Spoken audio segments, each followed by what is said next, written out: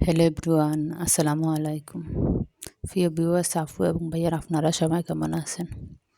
আলহামদুলিল্লাহ, আপনাদের তো আমিও ভালো আছি। আজকে চলে আসলাম আরও একটা নতুন ভিডিও নিয়ে। আমি এখানে 3 পার্টের গোল জামাগুলোর কুচি লাগাইতেছি।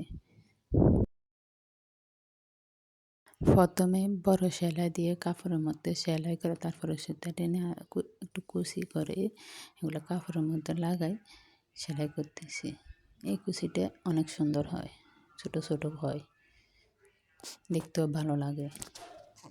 এই জামাটা একটার পর একটা এভাবে 3বার কুচি হবে, অনেক ঘের হয়। জামাটা অনেক কিউট। আপুরা যারা যারা বড়দের এই 3 পাটের গোল জামাটা সেলাই করছেন, অনেক ঘের দিয়ে মজুরি কত করে নিয়েছেন প্লিজ একটু বলে যাবেন। কাপড়ের মধ্যে কুচির পাটটা জয়েন্ট করার পরে প্রথমে যে বড় সেলাই দিয়ে কুচিটা করেছি ওই সেলাইটা খুলে ফেলতে হবে, তা না হলে ভালো লাগবে না। আমি সেলাইটা খুলে ফেলছি। সেলাইটা খুলে ফেলার পর আরও একটা সেলাই দিয়ে নেব। এইভাবে সবগুলো পাট সেলাই করব। ধৈর্য ধরুন, সাহস করুন, লেগে থাকুন, ইনশাল্লাহ সফলতা একদিন আসবে। আপনি যে কাজটা জানেন ওই কাজটা নিয়ে ধৈর্য ধরে সাহস করে লেগে থাকুন। ধৈর্য ধরে কাজ করলে কখনো নিরাশ হবেন না, সফলতার ফলটা পাবেনই আপনি।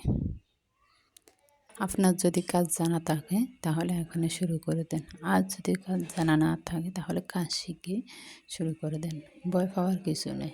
ধৈর্য সহকারে কাজ করলে ধীরে ধীরে একদিন খারাপ হবে বা একদিন ভালো হবে, পরে ঠিক হয়ে যাবে। আপনি যে কাজটা জানেন ওই কাজটা দিয়ে শুরু করতে পারেন।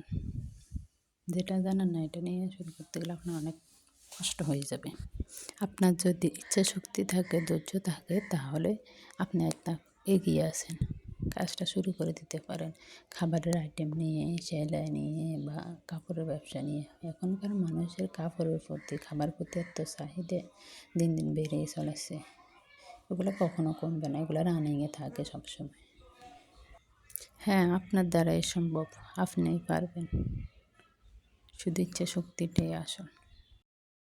আমার ভিডিওর এই পর্যন্ত যারা আসছেন, একটা লাইক করে, একটা কমেন্ট করে, সাবস্ক্রাইব করে পাশে থাকার অনুরোধ রইল। আজ যাদের ভালো না লাগে তারা স্কিপ করে চলে যাবেন। আপনাদের ভালো লাগলে সাবস্ক্রাইব করে দিলে আমি যদি নতুন কোনো ভিডিও দিই তাহলে সাথে সাথে আপনাদের কাছে চলে যাবে। পরে আবার দেখাবো অন্য কোনো ভিডিওতে। সবাই ভালো থাকবেন। আল্লাহ হাফেজ।